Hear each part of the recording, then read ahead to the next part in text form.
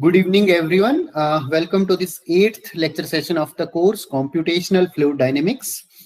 In our previous lecture, we have seen that how we can apply finite difference approximations for our governing equations in order to find out their solution. Okay, and in particular, we talked about one-dimensional steady and unsteady heat conduction equation.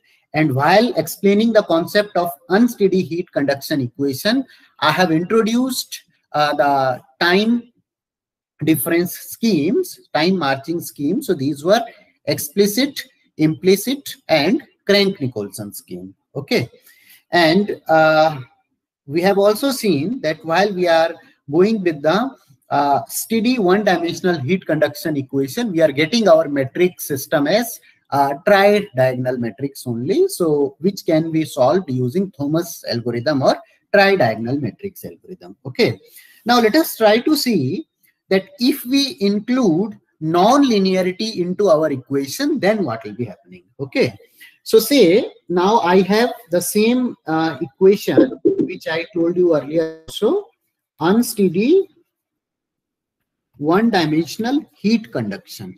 Okay, but now I have, say, some non-linearity in this equation. So how non-linearity can come over here? So in the left hand side, I have del T by del T, that is equal to alpha. Now yesterday when we have seen alpha, we considered as constant.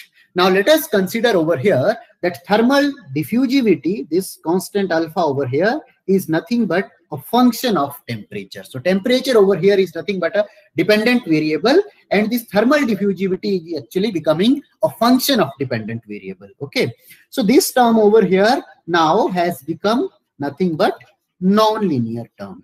Okay, so now let us talk about that if we have to find out the solution of this particular non-linear equation by considering the explicit and implicit schemes, what are the challenges we will be having? So let me first start the solution of this equation with explicit scheme. Okay, so if I choose explicit scheme over here, can you tell me what will be the corresponding finite difference approximation on the left hand side? On the left hand side, I'll be having t at point I and time level n plus 1 minus t at the same point I and time level n divided by delta t. Okay, that will be equal to, now you can see over here I am referring to point number I. So I am referring to node I. So when I am referring to node I have to calculate value of alpha also corresponding to node number I. So when I am referring this alpha corresponding to node number I, this will be nothing but alpha corresponding to temperature Ti.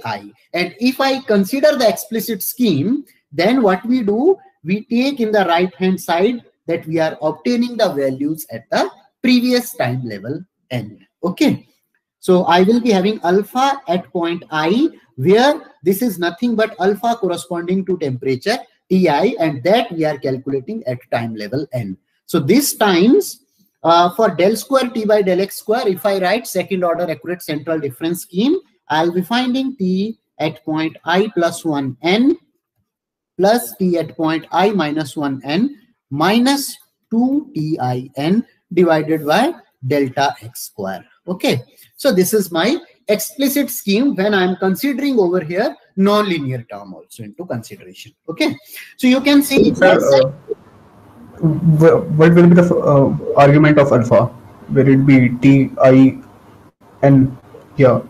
And it will be T, I, N, because I am saying that alpha I am calculating corresponding to time level n. So over here when I am referring to this Ti, it will be nothing but n only. Okay, so now while we have solved this using the explicit scheme, we can clearly see over here that on the right hand side nothing has changed, though our alpha is now some function which is depending upon the temperature, but as in case of explicit scheme we are referring to the temperature at the previous time level, so obviously that temperature will be known. So that's why this alpha in is once again a known parameter. So I will be in a regular process, whatever the regular process is involved for the linear partial differential equations considering explicit scheme, that is remaining.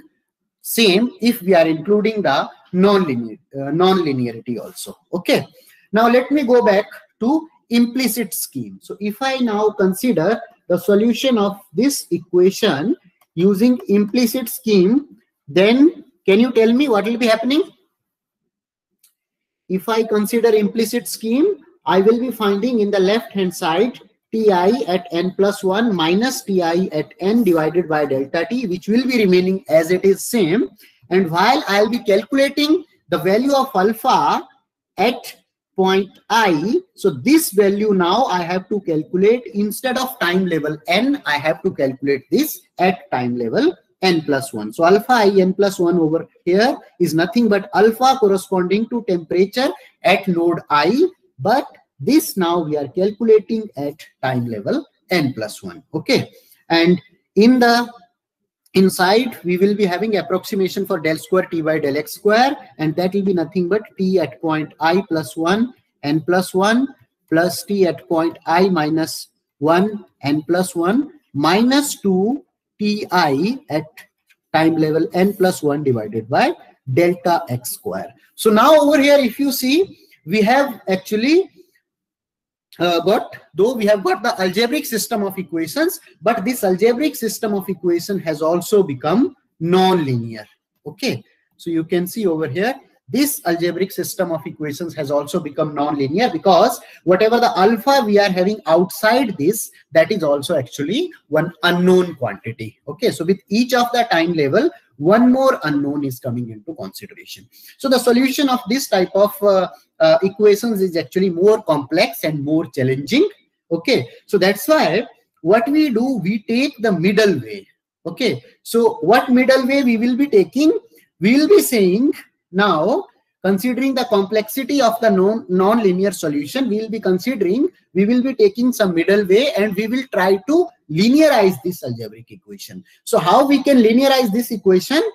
For the temperature field, we will be considering time level n plus 1 only, but while we will be calculating the value of alpha, instead of n plus 1, I will be calculating alpha at time level n. So if I consider alpha at time level n, then this will be becoming my known parameter, and I will be getting linear system of equations, which is nothing but identical to our implicit scheme, and we can solve it using the matrix computations. Okay, so this type of scheme where we forcefully try to linearize our difference equations, that is something which is called as semi-implicit scheme.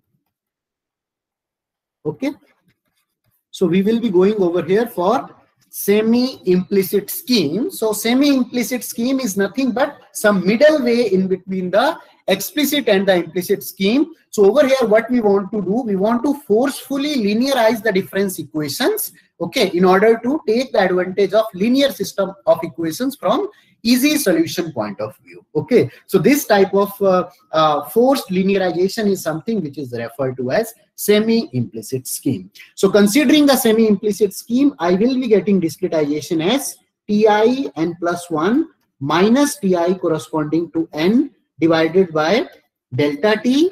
This will be equal to alpha I, and now this alpha I will be calculating at time level n instead of time level n plus 1. Okay, whereas the inside temperature values Ti plus 1, that I'll be calculating at time level n plus 1 only. Okay, so over here in the temperature, I am considering implicit scheme, and for the estimation of alpha, I am considering actually explicit scheme. So that's why this is called as nothing but our semi-implicit scheme. So when I will be considering the semi-implicit scheme, its solution will be becoming, its solution process will be becoming similar, exactly similar to that of our normal implicit scheme. Okay, so we will try to see these semi-implicit schemes in more detail when we will be discussing the solution of Navier-Stokes equations considering the finite volume discretization. Okay. Now, after considering the non-linearity, let me take one more example where I will be considering my two-dimensional heat conduction equation. So if I consider two-dimensional heat conduction equation, can you tell me what will be the form of equation?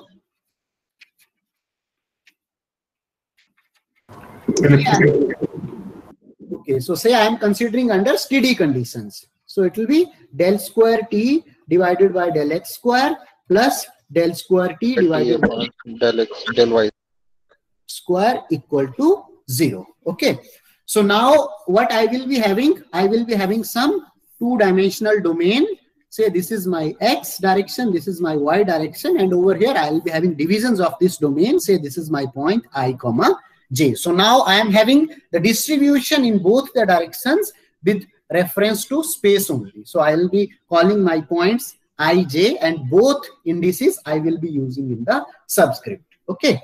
So over here, if you try to discretize at point I comma j these terms, from the first term I will be getting t at point I plus 1 comma j plus t at point I minus 1 comma j, okay, minus 2 ti j divided by delta x square, plus for the y side I will be getting ti j plus 1 plus ti comma j minus 1 minus 2 times of tij divided by delta y square is equal to 0. Okay. So this will be my discretized form. Now you can see over here what I am doing. I am referring the solution at point I comma j. So I am talking about node I comma j. And while I am actually approximating my partial derivative terms at point I comma j, so I am getting the participation of I plus 1 and I minus j node. So I plus 1 comma j will be on right hand side and I minus 1 comma j will be on left hand side. Apart from this, I am also getting participation from I comma j plus 1, which is on the top side, and 1 is at I comma j minus 1, which is on the bottom side. Okay. So now if you solve this type of system of equations, okay, so now this I have applied only for a single node point. So like this, I have to apply it for all the multiple node points. So while I will be applying this type of approach for all my internal node points, what kind of metric structure I will be getting? Can you tell me? Like while we have considered 1D, we have got tri-diagonal matrix. So here, what kind of matrix I will be getting? Say this is my point referring I comma j. Clear? So one point I will be getting on the left of I comma j. So one on back side, one on right side, and one on top and one on bottom. So you can see this central point will be covering our which diagonal? Main principal diagonal. Left point will be covering the diagonal which is close to the principal diagonal. Similarly, right one will also take one diagonal, and top part will be taking one more diagonal, and bottom will also take one more diagonal. So this point is clear what I am trying to say over here. So I am trying to say when we are doing the finite difference approximation of two-dimensional heat conduction equations in our matrix, we are getting more number of participation, so more number of non-zero elements. Okay, and why the I minus 1 comma j point and I comma j minus 1 will not be collinear? Okay, so that if I now take this particular expansion, if I apply to multiple points, then I think it will be more clear. So let me do that. So let me consider, let's say I have some multiple points over here. Okay, say this is my point 1 comma 1. So over here, what will be my point? 1 comma 2. Or let me write this as say some randomly any higher number. Instead of 1, let me write it 3 comma 3. So if I write this 3 comma 3, this point will be my 3 comma 4. This will be which point? 3 comma 2. Comma 2. Over here I will be getting 4 comma 3, and here I will be getting 2 comma 3. Okay. So now if you try to obtain the equation what will be equation at point 3,3? From this equation, let me know what I will be getting. Comparing the previous discretized form, whatever I have shown in the previous slide. T4, 3 plus T2, 3 minus 2T3, 3 upon delta x square. Yes. I think which, okay, yeah, plus T3, 4 plus T3, 2 minus 2 times T3, 3 upon delta y square. Equal to 0. Now let us take one more approximation, delta x equal to delta y. So if I say delta x is equal to delta y, I will be finally getting T4, 3 plus T2, 3 plus T3, 4 plus T3, 2 minus 4T3, 3 equal to 0. This will be my equation. Okay. Similarly, if I try to calculate for some another node, say now if I take some another node, so for that if I write equation, so instead of considering another node, let me just write matrix form for this one only. So what are the unknowns I am having now?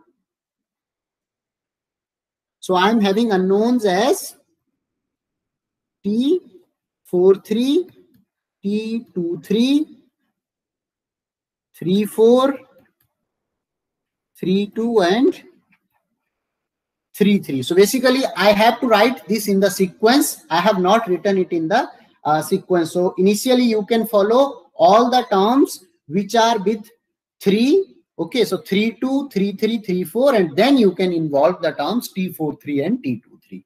And then you can write in the right hand side, I will be having coefficient as 0 only. So now with first term, what will be my coefficient? This will be 1.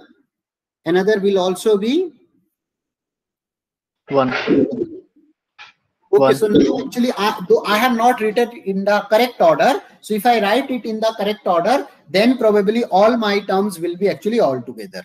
Okay, so in general sense, if I explain, so here if I have to do, then I have to write actually for other nodes also, then probably it will be more clear to you. But over here, if you try to focus in the previous slide only, in general sense, if I have to write, so can you tell me what this I, j will be referring? So every time I, j will be lying on our principal diagonal. Is this point clear? Because that is something which we have seen in the one-dimensional heat conduction equation also. And I minus 1 and I plus 1 will be the diagonal on the left and right side. Is this point is also clear? Yes, sir. Now, if you try to see, if I make the points, as you have told Jatin, that if we make T at I, j plus 1 and I plus 1, j, can these not be collinear? So let me explain. These cannot be collinear because while I'll be selecting the matrix column and matrix rows, when I am having over here, in this point, I am having I, j plus 1. So I have to consider this parallel to I. Okay. Whereas this point on the right hand side is actually at level I plus 1. So is this point clear? Yes, sir.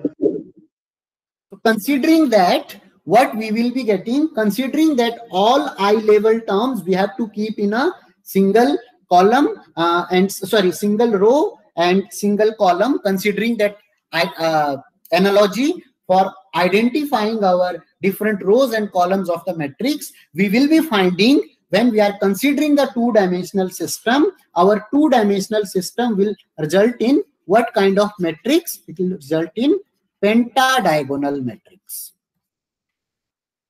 Is this point clear?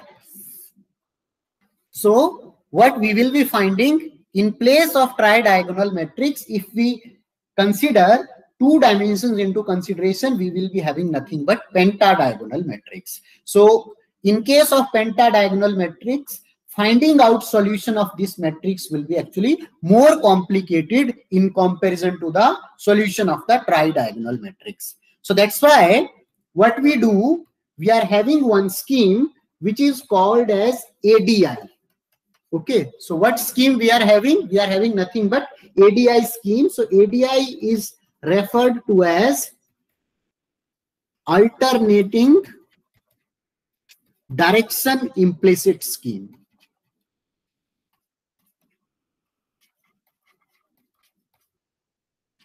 So what we are having some scheme which is called as alternating direction implicit schemes. Okay, so the only thing that in case of two-dimensional heat conduction equations, if we consider the complete implicit scheme, we are getting pentadiagonal system, and pentadiagonal system will be more complex from solution perspective. So that's why we can go for another scheme which is referred to as alternating direction implicit scheme.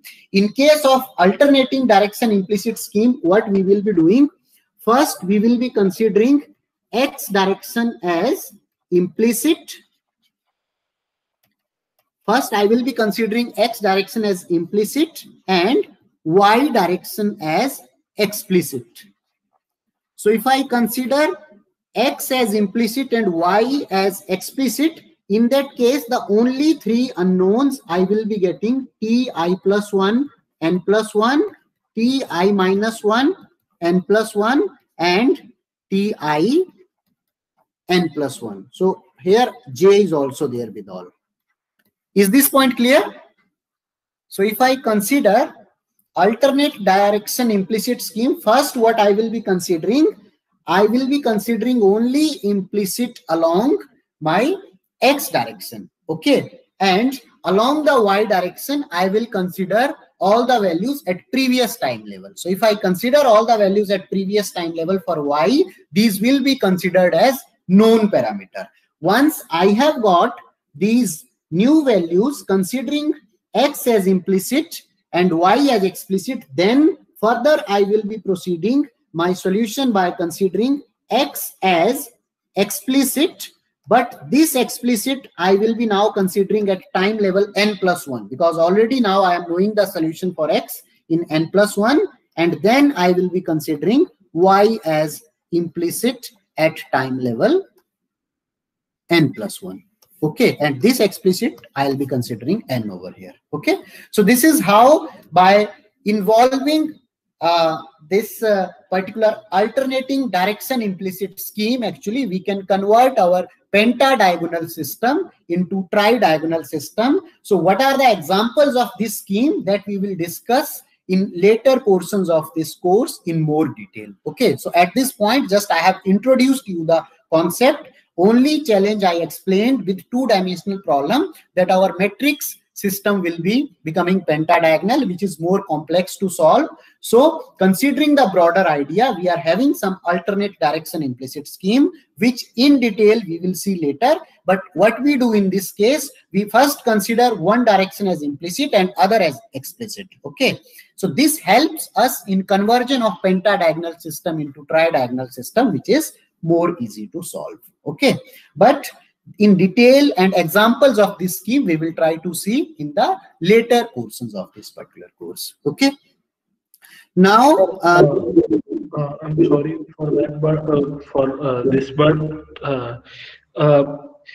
since there is a progression in x, so and you have considered only the n plus 1th time scheme, time step. So isn't the x should be implicit and y should be explicit, like in the written form? I heard that you said so.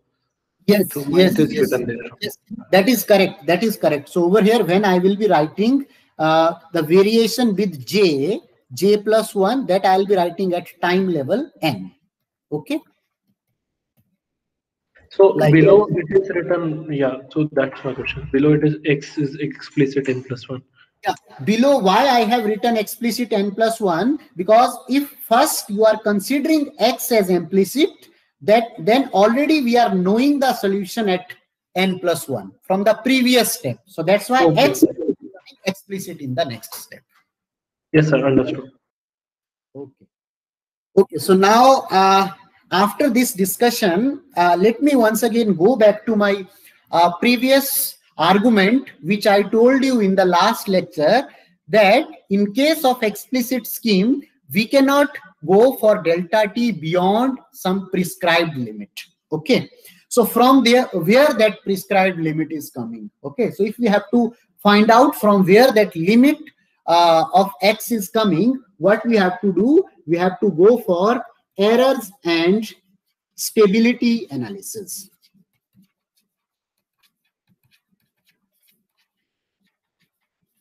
So if you recall my earlier lecture, I told one argument, one important argument, that while we will be considering the time step in explicit scheme, we cannot go beyond certain specified limit. Okay. However, for implicit schemes, we are not having any specified limit for the time step. Okay.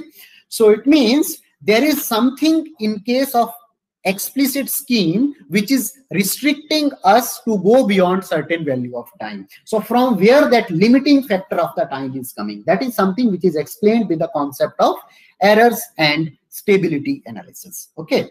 One important thing I would like to once again highlight, that when we are talking about the numerical simulation, always we are having some amount of error, because we are not obtaining over here the closed form solution. Okay, exact solution we are not doing. Okay, so let me consider that if I have some partial differential equations, whenever we are finding out the closed form of solution, which in other words I can call as nothing but my exact solution, or I can also call it as nothing but my analytical solution.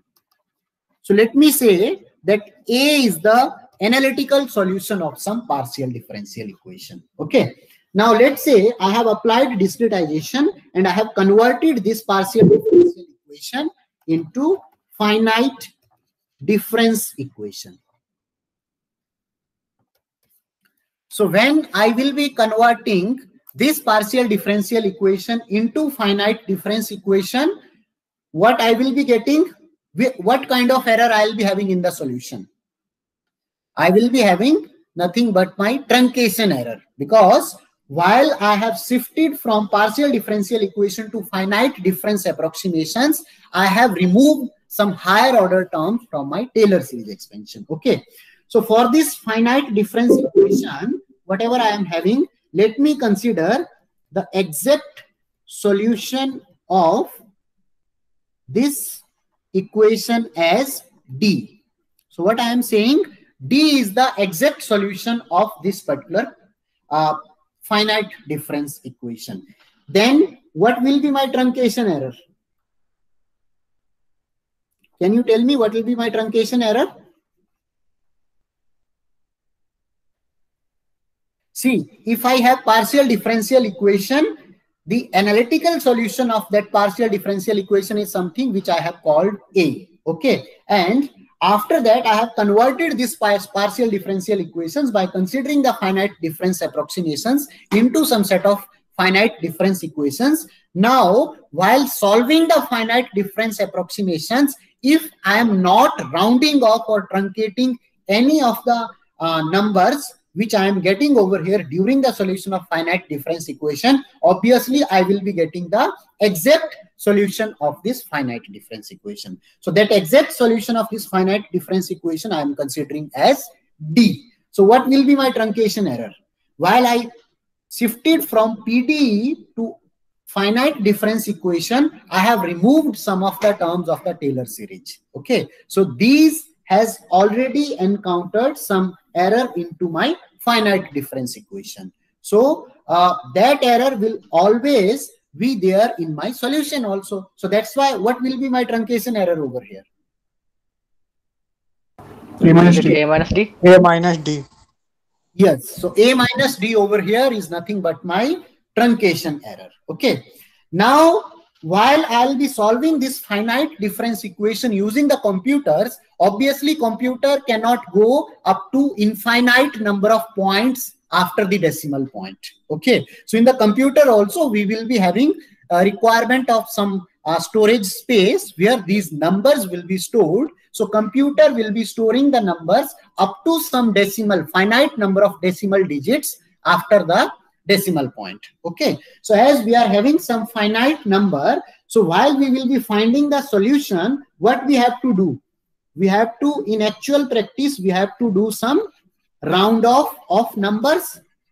Is this point clear? What I am trying to say over here?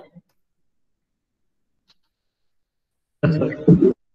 So while we will be solving on the computer, we have to actually round off some numbers. So while we will be rounding off some numbers, whatever the numerical solution we will be getting, that will not be exactly equal to the exact solution of this equation. So that's why let me call that numerical solution of this finite difference equation is nothing but n.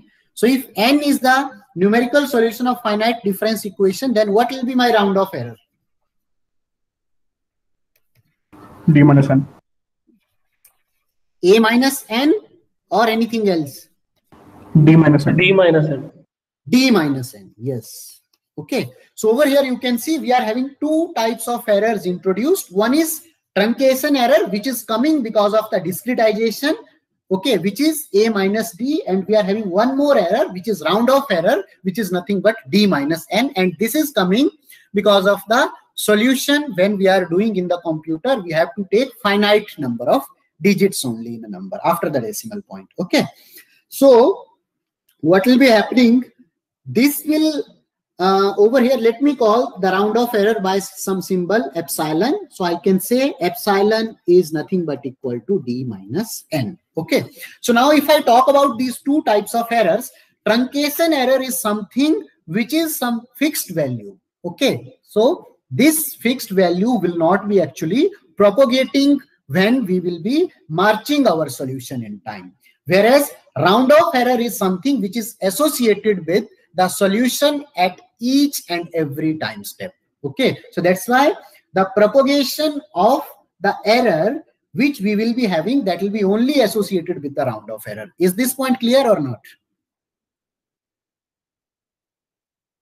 Anyone is having any confusion? Yes, sir. Yes. So truncation error is something which is actually fixed, because we are having some fixed number of terms which we have removed. We are knowing the order of accuracy, and that order of accuracy will be remaining same throughout whenever we are marching the solution. So that is a fixed error. So we need not to worry much about the truncation error. Okay. So the only worry over here is about the round off error, because while we will be progressing the solution, the rounding of the numbers will be happening in each and every step. Okay, so this is the real culprit which is responsible for propagation of the errors in our numerical solution. Okay, so say at initially some time level n, my round off error at some point I is epsilon I n. Okay, and when I am proceeding my solution to next time level n plus 1, say corresponding to that new error is epsilon I n plus 1. So while I am changing, while I am moving from time level n to time level n plus 1, if the magnitude of this epsilon is less or remains same, then I will not be having any instability in my solution. Okay, but if this error propagates with time, then obviously what I will be having, more, I'll be having the propagation of the errors with the time marching, and my solution may diverge and it will be becoming numerically unstable. Okay, so that's why I can give over here some limiting condition related to the propagation of error. So I can give some limiting condition that while my solution will be marching, epsilon I at time level n plus 1 divided by epsilon I at time level n, if I take mod of this, that should be less than equal to 1. Is this point clear? So whatever the error we are getting in the time level n, while we are moving our solution from n to n plus 1, either that error should decrease or that error should remain same. Okay, if that error magnitude is increasing, that will try to make our solution unstable. So till this point, anyone is having any confusion? Sir, I have one confusion. So, Yes. if we start with the wrong value, which is at time n, we have some error which is epsilon I n, and if we start with that wrong value, and then we calculate the particular value at time step n plus 1, the error, how can the error be less than the beginning? Over here, we are doing the rounding of the numbers. Okay. So by considering the rounding of the numbers, what we have to do, we have to first, before this, we have to first see how our error is actually propagating. Okay. So let me first explain you how error propagates in numerical solution. Then probably this point will be more clear. Okay. Sir, Yes. sir, same thing can be said about the truncation error too. Like at a time step, if we consider different order of the Taylor series than the before, then there can be difference in the error. Generally, while we are doing the finite difference approximations at each and every time level, we consider the same order of accuracy. Then only we get same set of our same system of algebraic set of equations. Sir, but still there will be a propagation of error by considering the lower level of order. No, so that is something whose order will be always fixed. So for example, if I say that the order of time approximation is delta t at time level n, same order will be there at time level n plus 1 also. Is this point clear? Yes, sir. So order will remain same, whereas here order can also change. Okay, so how this order can change, that is something which we have to see, that how our error propagates. Okay, so this is, say, equation number 1. From this equation number 1, can I write d as equal to n plus epsilon, where n is my numerical solution, epsilon is round off error, and d is nothing but my, what is d? Exact solution. D is exact solution of the difference equation. Okay, so now if I consider, say I have some field del t divided by del t, that is equal to, say, alpha times del square t divided by del x square. So if I write its explicit approximation, because stability analysis we are mainly considering from the explicit scheme perspective. Okay, so that's why what I can write over here, ti at time level n plus 1 minus ti at time n divided by delta t. This will be equal to alpha times ti plus 1 n plus ti minus 1 n minus 2 ti at time level n divided by delta x square. Okay, so now over here you can see, because I have told you that d is my exact solution and n is numerical solution and epsilon is error. Okay, so whatever the values I will be getting for these different t's, these are nothing but my numerical solution only. Is this point clear?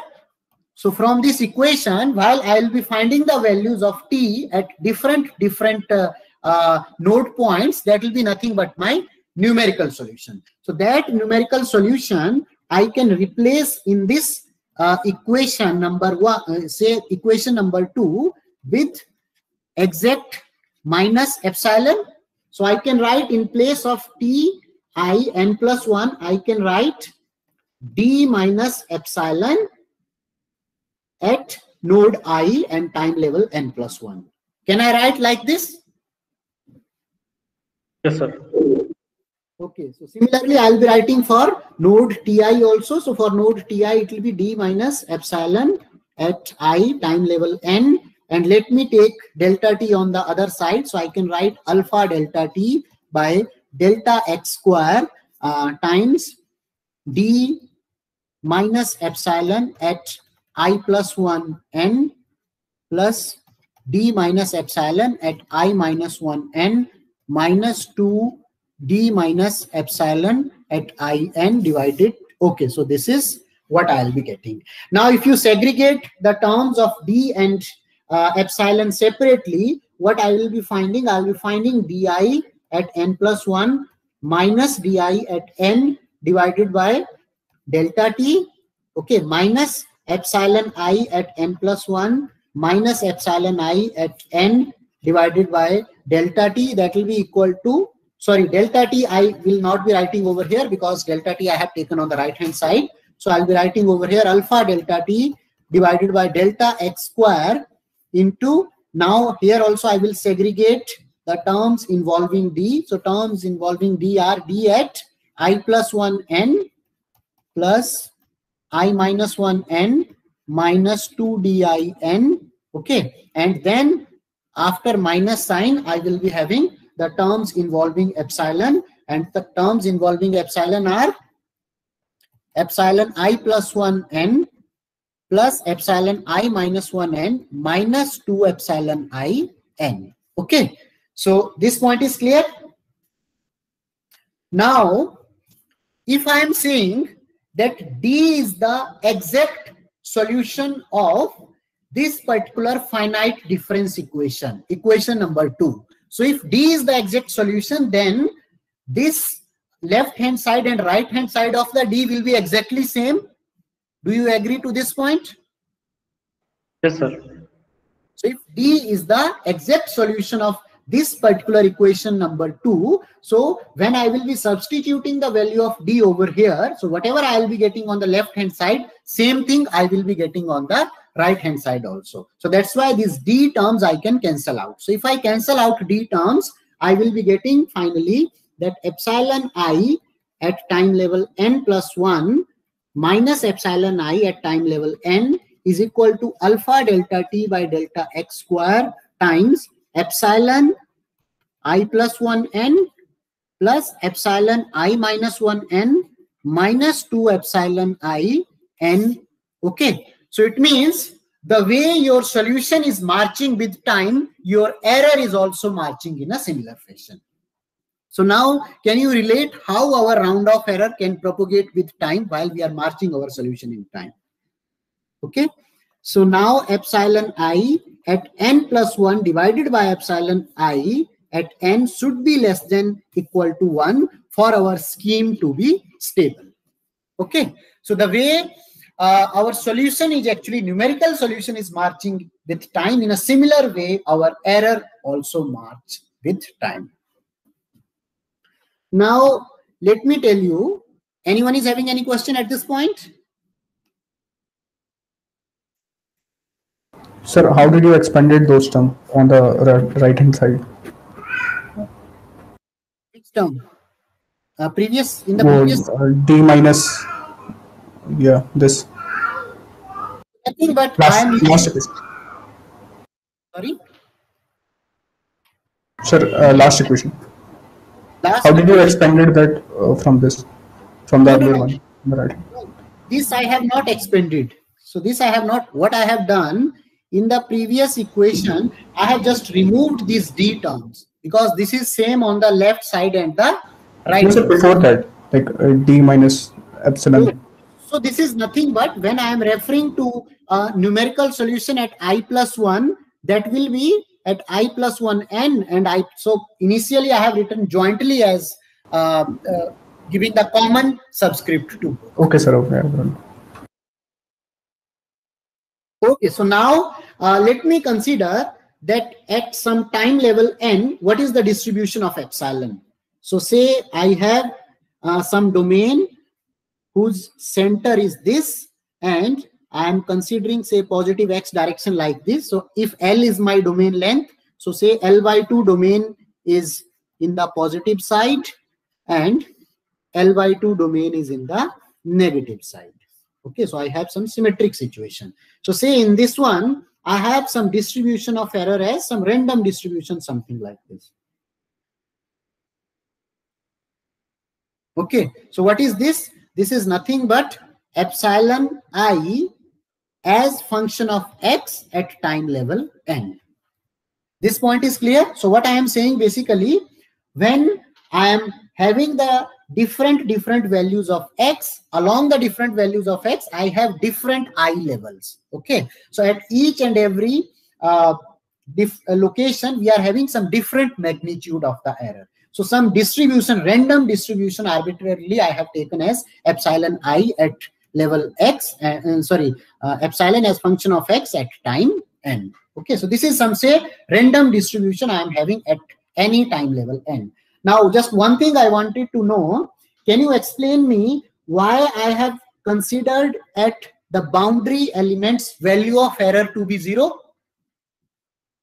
Can anyone answer this? Because they are prescribed by us initially. Yes, boundaries are already prescribed by us. We are not calculating these using the numerical solution. So that's why at the boundaries, our error will be 0. And other than the boundaries, we will be having some error. So what will be that error? That is something randomly I have taken over here.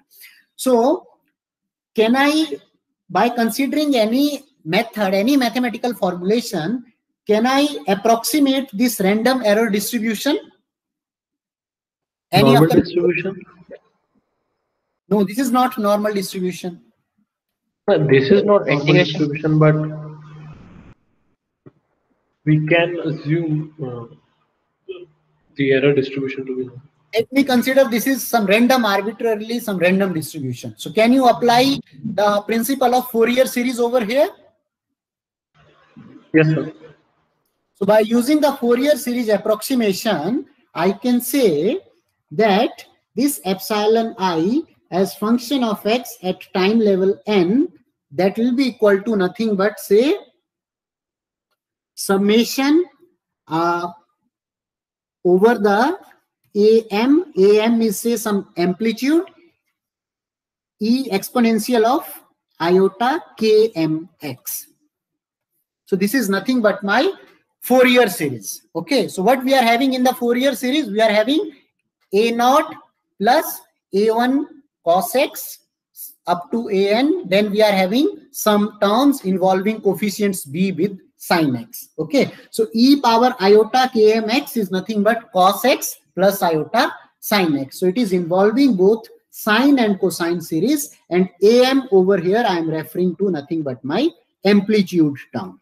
Okay, so this is nothing but my Fourier series expansion, or I can say Fourier series approximation of error function at time level n.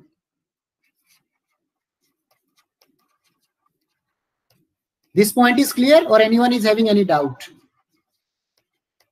So Fourier series is a tool which allows us to approximate any of the random function. Okay, so if we consider infinite number of terms over here, so any random function can be represented with the help of a Fourier series. So that is what I am trying to do over here. Okay, now if you see, when I have earlier drawn the distribution of error, it may appear to you that it is continuous, but when we are talking about the numerical solution, we are not having continuous point. We are having discrete locations, I minus 1, I plus 1, something like this. So we are not having the continuous variation of the function. So if we are not having continuous variation of the function, we are having discrete number of points. So that's why while we will be doing this summation has to be done. This has to be done over finite number of terms. Is this point clear or not? Sir, why on finite number? Because when if we are having say continuous function of error. So when we are having continuous function of error, then obviously this summation I can take up to infinite series. Okay, that will be only giving us the continuous variation of the error.